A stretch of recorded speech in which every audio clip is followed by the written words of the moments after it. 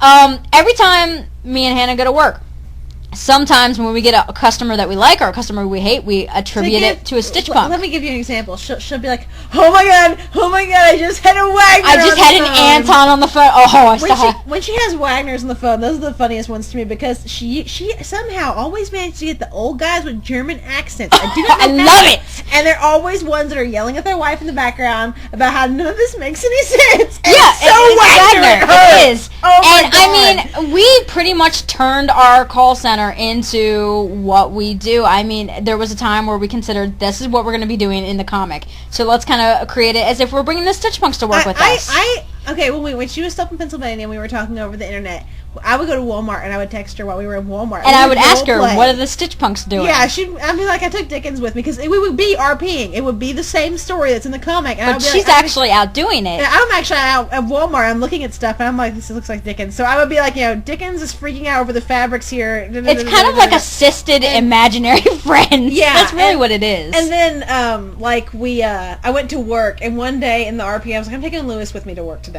And I had so much fun at work that day because it was going on about how he keeps making faces at people when they're not looking. He's supposed to be hiding behind the monitor and it keeps popping out and annoying me. And so it just became this whole thing and it worked so well. It got me through my day. Oh yeah, and I mean there are just days like a lot of people at work noticed it immediately.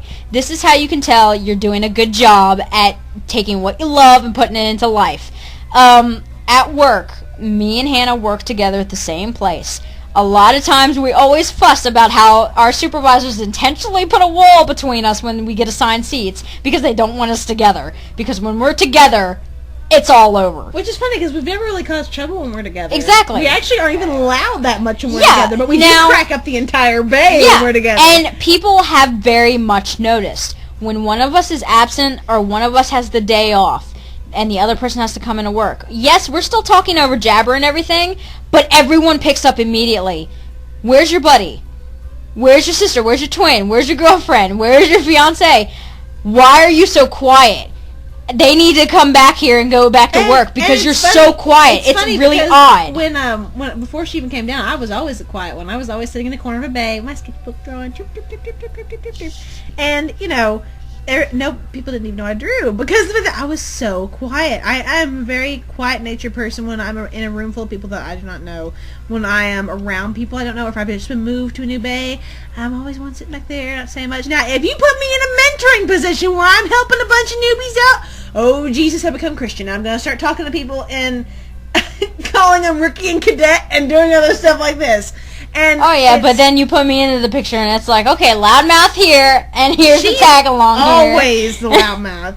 Me, I'm the one who, okay, you have to imagine a call center. You got all these bays, open cubicles, and you got aisles every so often, that way, you can get to certain areas. And it's actually much more open than, if you think cubicle and you're thinking that small little cramped cubicle. No, it's much more open. No, they're really big because we have to be big for us to have 5 or 6 people in a bay. Yeah. And bays or cubicles. I'm the person who can go down an aisle, and when I talk, everyone kind of looks towards the aisle because here I come and I'm talking, and I can. Which is awesome when you're talking about terrible, terrible things walking down the aisle. Oh yeah. We come into work, we're still talking about Stitch Punks, and she's talking about so and so fucking so and so. Oh, that's awesome. Please, I'm just gonna sink down in my hat and pretend you're not here. Yeah, and I mean, I am really not quiet. I will say what I need to say. She doesn't always realize she's as loud as she is. And I really don't. I know I'm loud. It kind of makes you think, oh, she was meant to be the one with the voice and the writer and the out there and the performing. I'm terrified. I have stage fright. It's kind of really funny. But I actually do too. I'm kind of surprised. It's really funny. I have severe stage fright, but I will make sure I'm the one in the limelight, and I will make sure I'm the one everyone's paying attention to me. I have stage fright, but it depends on what's going on. When I mentor newbies, if I know that people are younger than me or newer than me, then I don't have as much problem. When I used to mentor newbies at work, I would help them out. This song needs to die. When I would mentor kids, not kids, but I would mentor newbies. I always consider them kids. Newbies that had just rolled out to the floor at work. I always take the attitude of, I've been here for 4 years. I know I already know more than they do. Me, I've been there for a year and I already own the floor. Everybody comes to me. So I would walk around and help people out, and pretty much give them the ropes and show them the ropes and give them the basics. And because I knew I already know what I'm doing, it helped me out and being able to tell others what to do. And like that same thing comes into play when I'm trying to help people who come to me asking for help with things like the girl on DA that I was talking about, or my friend at work, the girl that came to me about her character and stuff like that. I mean, hell, even if you don't know what to do, run with it. I can bet you there's going to be someone who's just like me who's going to tell you what you're doing wrong and how to fix it. Yeah. Or ask somebody if you don't know what you're doing. If you're derping around in Photoshop and you can't figure out what you're doing, ask somebody. And if somebody shows you off or says, yeah, whatever, or doesn't care to tell you, clearly you don't need to be learning from that person. Go to the next person. That person's not a teacher, and they're not a people person. Yeah, exactly. So you just go to the next person. Not everybody's willing to help new kids, which is stupid. Yeah. To me, intelligence, and not intelligence, but... just in general, being able to help people out. If you have skills, share them. If you have talents, teach them. If you have things that you know that other people because do not, you know, the reason the people we don't like exist is because there are people like us that exist who just don't want to tell you what's going on. So we get the idiots. We get the people who are just kind of stupid. We get trolls. I have an excellent example. We have nobody. Cat Beast. Yeah. Okay. If anybody is familiar with Cat Beast 9 that was on the I figure it's not really a big deal to talk about this. It's in public forums, for Christ's sakes. Yeah. And if people are going to freak out because I mentioned it, then whoop-de-doo. Whoop-de-doo. Cat Beast 9 was a character. Was a person that was on DeviantArt who trolled a lot of people in the 9 community. She went around asking for requests and free artwork, and when people would say they wouldn't give it to her, she would pretty much throw a hissy fit about it and would troll them. And she would scream and all basically, that. We wrote a Stitchmonk's blog about it, and because she had a lot of alternate accounts that she said, you know, this is my family members, this is my boyfriend, this is my dog, this is my cat, whatever. But she used them to troll other people, and it became a big deal. Well, finally, she yelled at me because the fact that she had seen the Stitchmonk's blog and seen where we had called her out pretty much and said, you know, don't feed the troll, don't just ignore this person, don't worry about it.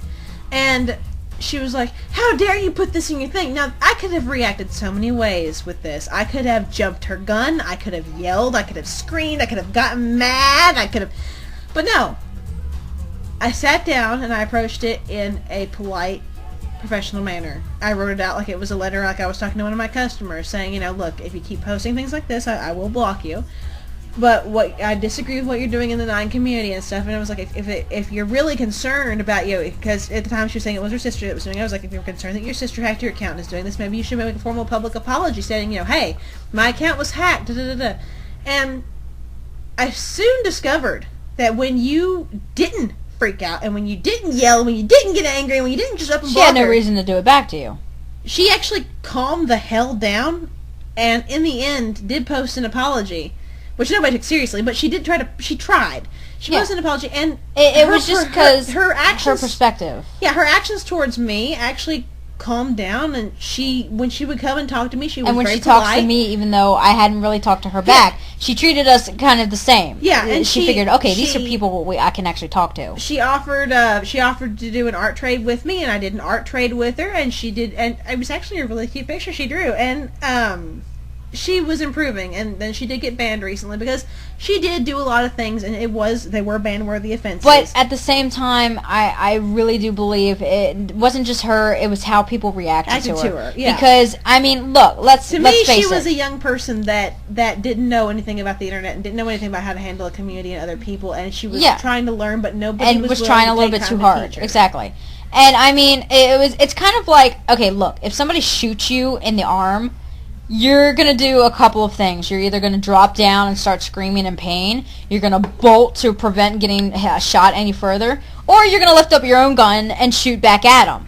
Either way, none of those are really kind of the good approach, aside from the one where you just drop down and start screaming in pain, because at the point you're taking care of the priority. You just got shot. You're not really worried about the other person here.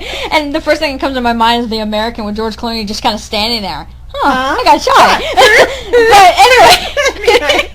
But I mean, it all comes down to you. It really does. How you react to the situation. We had somebody, I'm not going to state her name, but Cat Beast had pretty much offended her religion. and this person pushed a death threat at Cat Beast. And while, sure, the religion was kind of offended, and the comments that Cat Beast was leaving was offending, there was no reason for the death threat. And I had to calm this person down, and I was like, do you see what you're doing because of you're letting your anger get a hold of you like this? You're not even working with what you're actually supposed to be preaching and what you're defending. I mean, you're kind of really shamefully and publicly right out here kind of pushing yourself in the opposite direction here. Calm down and look at it from a more sensible approach here. And she calmed down immediately. And it got to the point where, I mean, she went and she gave an apology and everything, and I even gave her a premium membership over it. And, I mean, just in general, how people react. When people came to us in the Stitch Punk group, this is kind of how the Stitch Punks group work. When you come to us about an issue and you feel like there's an issue that's bugging you, or there's somebody that's been bothering other people, we address that. We really do. If you want to keep confidential, it will be kept confidential. Which is fine. But I mean, just make sure you ask us up front. Yeah, because I mean, like I said, I'm very public. I like to make sure things get out there. I'm not as public, but she is very public. But now, like with particular users, if you just come to us and you say you don't really feel that this person, or you feel like somebody's bullying somebody else, we do address that. We don't address it publicly in terms of, okay, well... And it's not like we just outright go and start posting journals. No. By addressing what I mean is we kind of reward you for it. Because to us, that is really mature behavior. To be able to not jump into the argument and say your own say. Yeah, you could say that's tattling, I guess. But, I mean... Yeah, but it's tattling... Because, I mean, when people come to us and ask us these things, they usually come under the form of, I need some advice. And then, and it's more like, they're looking for when you help. think about it, tattling is honestly the best defense. Because let's look at the fact. Sometimes you don't feel up to taking care of it yourself, or you think you can handle it, and you know it's getting out of your hands. You wade in, and then you're suddenly let's look at it. When somebody is holding a gun to your face... Do you really kind of want to handle it yourself? Sure, that might be the heroic thing to do, but I think the cops are going to know a little bit more of how to handle the situation, and the cops are going to be a little bit more intimidating. You want to go for the cops. Same if you're being bullied in school. You want to go to the principal. Make sure somebody else other than you knows it, because then you have a witness, then you have evidence, then you have all that. But in general, it's how you act towards somebody else, or how you act towards a situation that kind of really throws it all together. And it all comes down to Insane's original question. I mean, what do? It's up to you. You keep pushing through it. Revolve your life around it in the sense that you're not shoving everybody away, but just adapt it into your life and use whatever time you have. To sort of sum it up, you're in control of your own potential. Regardless of what anybody else says. Limits or anything. Yeah, people will try to limit you. People will try to put you down. People will try to tell you that you are not in control of your potential. That it is a God-given talent. Or that, you're not good at it now, so you'll never be good at it. That's not true, and do not listen to them. Let's say... look at famous artists in history. Van Gogh, Dali... Van Gogh ripped off his ear, didn't he? He did. But people who in their lifetime... Even scientists. Galileo! And other people like this. I mean, there are people who were put to death for their beliefs and their studies. And which their were inventions. later proven true. And there are people who were... Now, we're not saying be a martyr for shit. No. But there are people who... I'm gonna die for your Stitch Punk. There are people who their artwork was looked at as weird and bizarre, and now they're dead, and their stuff is amazingly popular. And it's very expensive. But it's years after they've died. And the thing is that... Sometimes it takes that much. Yeah, it really sometimes does. It does. And now, in today's world... Now, back then, of course, these people didn't have the internet. They didn't have ways to connect. They didn't have ways to get their idea out to a greater world. We have that now. So, if maybe somebody doesn't like what you're doing when it comes to artwork or writing, there's probably somebody out there that is going to. Yeah. Put it out there for the world to see. Yeah, because, I mean, let's look the fact here. Had the Wright brothers never just kind of doodled around and kind of made a plane, we probably wouldn't have half the shit we have today. Same thing as, the guys that are playing around with electricity, like Tesla and Edison, if they just stop. And, I mean, yeah, they're dead, but you want to be noticed for your work? How about leaving a legacy like that behind?